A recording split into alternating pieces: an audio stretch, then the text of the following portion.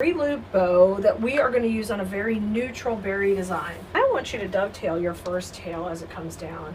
I like to let the tails be super loopy and long and flowing. You can just kind of hold it up to your piece and decide how long you want that to be. And we're going to let it be very long. And then I just kind of do a little gather and a twist. And we're going to make our first loop. And that loop is going to be, I would say, 6 to 7 inches, and then you're going to gather it again, okay? Just do a little gather and a twist. It makes it super easy. Then one more, and you want those to be about the same, and I'm still gathering it in the middle.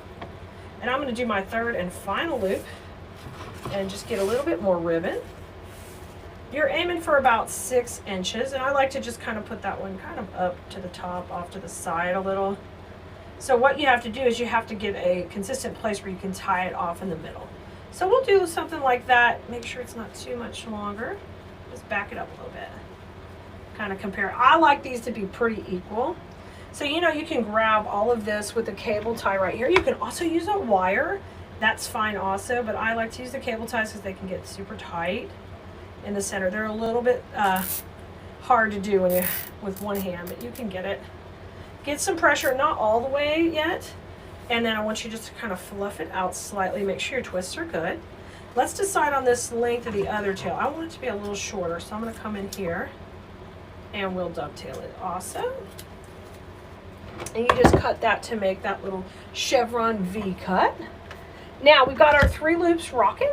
What you need to do is come in the back and go ahead and grab underneath that cable tie, and this is how you're going to attach it to your wreath in this case. So you have that in as your securing factor. Now rotate this around to the back and go ahead and get that puppy tight. And you'll notice when you get it tight, they'll all pop up real pretty for you. And both your tails are going to be kind of flowing down really lovely like that. Okay?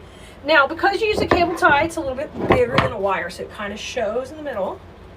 So I like to kind of mask that, and sometimes you could do it with like a leaf in the ivy when you're putting it in your project, but you can also just come in and slice a little piece off of the ribbon, and I usually just leave that on the roll so you'll have an extra for your next bow.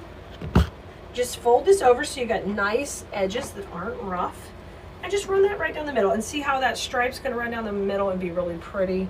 And that'll finish off that little detail like that.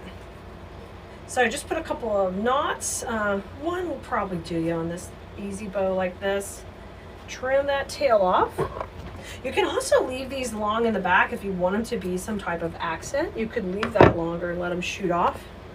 But there you are. There's your 3-loop bow. It's ready to attach. If you stick with the classics here, this will work great for you or your customers to hang in their home, on their porch or their front door in any season in between the seasons. And this is just a simple, fun bow. And all you've got to do is just attach it on your wreath. Have fun.